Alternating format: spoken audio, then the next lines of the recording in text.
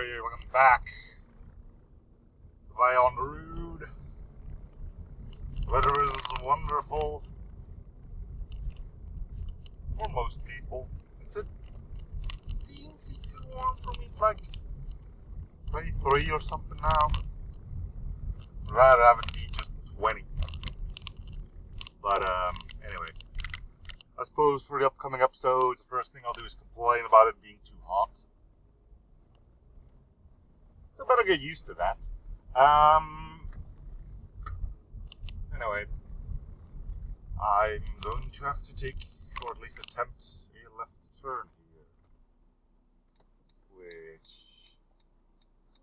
is going to be a pain in the butt, because I can't really see things coming from the left, nor can I see things coming from the right. At the end of the line, that means I just can't see shit. I'm way too far ahead, but otherwise, again, I can't see anything.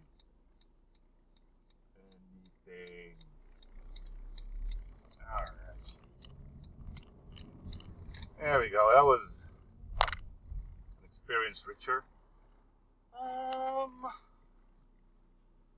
you actually... No, you cannot. Can you? Yeah. A little bit. So the thing on our left, that is white, and that's our new bakery. And my mirror is running amok. And by that I mean it's shivering, making it quite unuseful as a means to look behind me. At least I got my side view mirrors. Anyway, gonna have to take a turn to the left again. Huzzah, right? Our point where I can't see anything. It's amazing. As long as the van is here, the guy in front of me can't see shit, and as long as he can't see shit, I can get out of here. Oh, there's a truck behind it as well. It's even better. And that was almost an accident right there. You can tell how amazing things are here. Well, I don't plan on getting killed, so I'm just gonna wait until I can actually see something. Like that would be a wonderful idea. And off we go.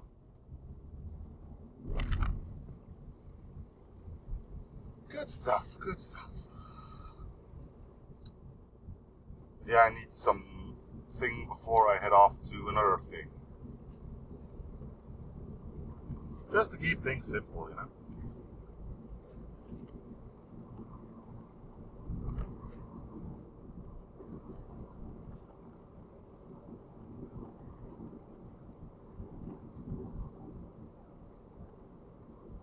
Quietness. Quite the thing, eh? Generally don't get enough of it. It is crazy, crazy world. I'm glad that I live in a quiet neighborhood, you know? By quiet, I don't mean it's quiet. There's still the occasional car and stuff. And of course, the chirping of birds, which I don't mind. But have you noticed how little time is actually quiet? You can't hear anything. Supposedly, if a room were to be quiet, like no sounds coming from the outside, you'd go insane, right? Apparently you start hearing your heartbeat and stuff like that, and yeah, you'd go mental. Interesting indeed. But it does make you wonder, though, about the fact that nothing is ever quiet anymore.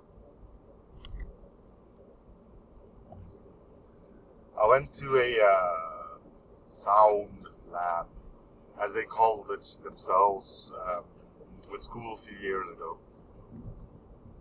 And they actually had a soundproof room. It wasn't soundproof. They let everyone in, they closed the door, and you could hear a generator running. So it was like, yep. Normally the generator isn't there, they were doing construction work in the neighborhood, but still I'd be like, yeah, this is a soundproof room. Closed the door, burp. Yeah. Anyway, here's hoping that this little thing's open.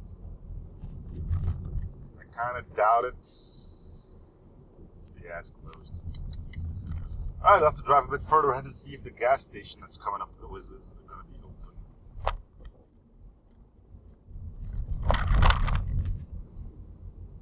This place is locked too, which is surprising. Then again, it is close to noon, so people are eating. Back to the 90s, 2000, it says on that sign there with the rainbow. I'm gonna assume it's another music festival, not actual time travel. Though that would be baller if it were.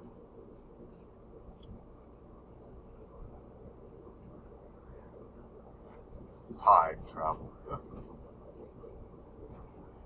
Apparently you're only able to go forward in time, not backwards.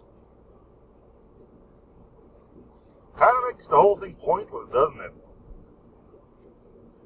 I mean, if you time travel, one of the great benefits of it would be to go back in time, learn stuff from our past, apply it to our future, learn from your own mistakes if you're being a dick about it all. That aside, if you can go back, what's the point? You can't bring knowledge back, so why would you bother? I don't get it. We'll talk more about this when I get back, which shouldn't take too long.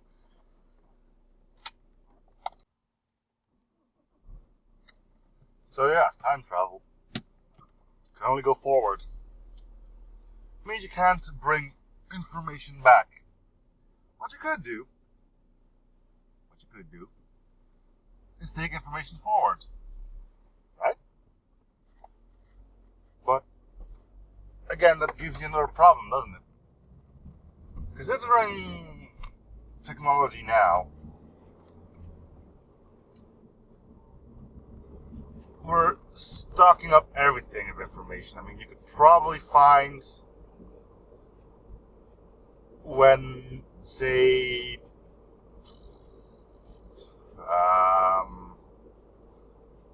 the third pope farted for the first time. I don't know, right? I'm not gonna look for that. I'm not really interested in that either. But we stockpile everything for information, and I'm assuming some of that gets lost. But is the information you're currently holding worth anything to the future? And I can see it happening already. Like, you go, like, say, 5,000 years in the future, right? And you arrive there, and then you go like, well, I know why, say there's a ginormous gap in your ozone layer. And they go like, well, so do we. I mean, we have records of that time. So, just got a text, which is wonderful because I'm driving. Well, I'm not currently driving this way, but yeah, I mean, so you will go 5,000 years in the future to bring information they already have, and then you're stuck there. So you're not going to be held as the most wondrous person, deliverer of ancient history and whatnot, because they already know everything. and you're 5,000 years behind on technology. So you're basically a caveman at that point.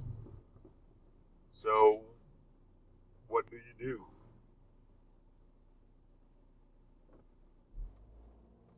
There's not much you can do at that point. But, I don't know. I suppose they could do experiments on you. You know, a live caveman. And again, I'm pretty sure that everything they need to know they already have on storage somewhere.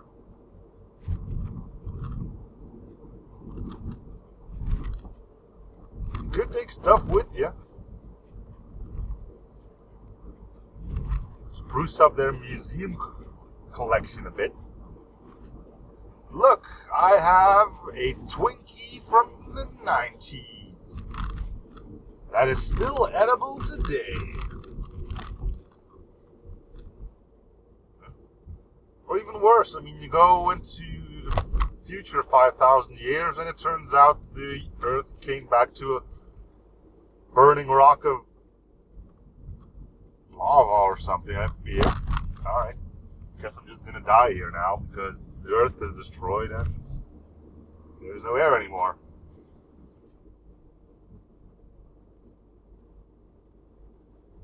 It's weird, isn't it? Who knows? Maybe you get sent out, you may get shot down because you might bring diseases that are extinct for over 3,000 years. Maybe you're immune to a disease that is currently plaguing the future. I don't know. Personally, I wouldn't volunteer.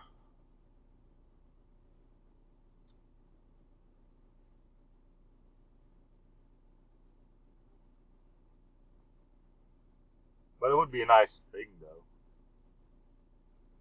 Think about it, and taking things with you is kind of stupid as well, unless there are things that can actually expire. But I mean, if you want to preserve a car for the future or something, just dig a hole, stick it in there. Make sure it's airtight and everything, and pretty much good to go. Time capsules. We've been doing it for so long. I'm wondering how many time capsules are still out there now. Maybe like 200 years ago, they dug put a whole bunch of, I don't know, stuff in there, like gold and diamonds and records, if they already exist in the 1800s, which I believe they might have. And we just forgot about it. Oops. To be open in 2016. And we never find it. I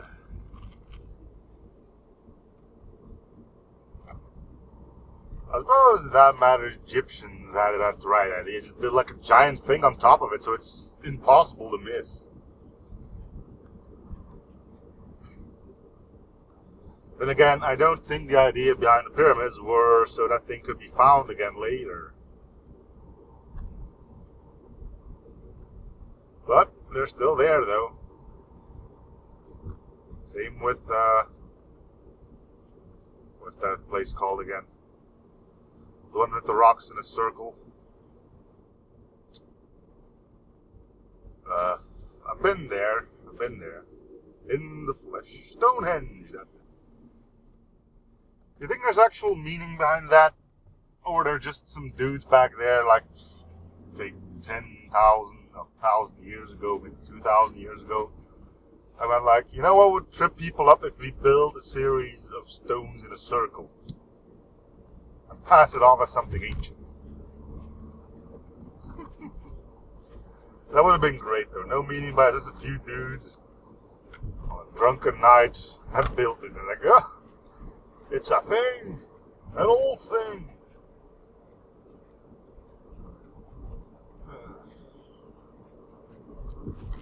I don't know. Same with all the other crap that's going on, say Easter Island and stuff like that.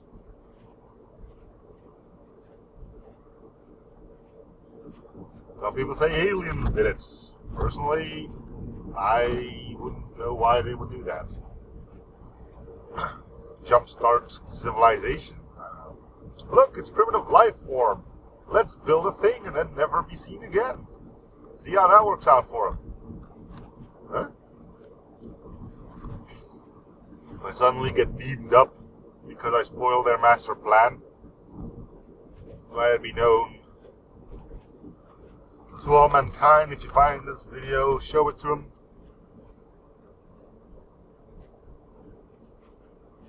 I don't think it's going to happen, though.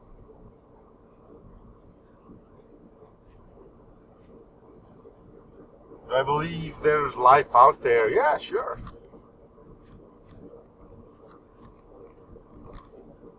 I mean, with the vastness of the galaxy, it's hard to comprehend that we're the only lucky ones. The question is, will we ever be able to reach them? Or will they be able to reach us? It's kind of like that one comedian once said, though, like, we're spending way too much money on a simple thing. Namely, is our life out there? Because there's really two options, right? If the answer is no, then that's a giant waste of money. If the answer is yes, then there's still only two options. Either they're smarter than us, in which case they'll find us first, or they're not smarter with us, and with this small statement I don't generally agree with, but still, might as well finish the quote. If they're not smarter than us, then I personally don't want anything to do with them. I do not really agree with that statement as a bit of a scientist myself. I suppose it could only benefit us were we able to study foreign life forms. But, you know, the whole talking about space and such reminded me of a different thing about the whole Americans spending a lot of money on creating a pen that could write upside down or could function in 0G, whilst the Russians just used a pencil. Now, when you read that, it's funny, but apparently it's completely bogus, which makes sense. I'm pretty sure one of the eggheads in NASA would have figured out that why don't we just use a pencil? Were it not for the fact that that could cause problems as well. In this case, apparently it's the graphite in pencils. Not that it doesn't work on 0G, but first of all, you got the, in between quotes, fleetness of graphite, as it, you know, rub it the wrong way and it's gone. But there's also the thing about it not really sticking too well to paper in 0G, and apparently also when you write there's like tiny particles of graphite that again don't stick to the paper and just go flying all over the place. Now that's not a problem for the astronauts and stuff like that, but keep in mind graphite is conductive. Granted, not terribly conductive, but it is conductive. Which means you can get into places and cause problems. Bad problems. Problems are usually bad, but these ones are like the worst kind, like fires breaking out. And a spaceship, usually not the smartest thing. I mean, venting the airlocks can only get you so far, right? So yeah, the problem doesn't appear to be a thing with ink.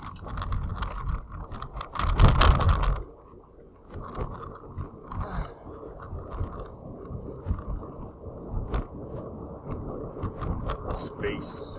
Final frontier. We went there once. Well, we went once to the moon. We grabbed some rocks. And the space race. And now we couldn't care less about it. Now we're just setting our sights on Mars and whatnot. It's weird though. I mean, before we landed on the moon, Space was everything. Alright, get to the moon, go to space. Space programs everywhere. We finally made it, and now, well, we know it's big, and we take the occasional photograph, but we'll send some probes out there, land them on some asteroids, then rip on the guy because he was apparently wearing a shirt that offended some women. Because that's the most important thing to take home from that interview. But yeah, it seems like we don't care too much about space as we used to back in the 60s or whatever it was. Anyway, that's going to do it for this episode though. So thank you guys for watching. Hope you're still in the series. Feel free to show support by commenting, liking, and subbing. Feel free to use the comments below to talk about stuff, give your opinions on matters I stated. And I'll see you guys all in the next episode.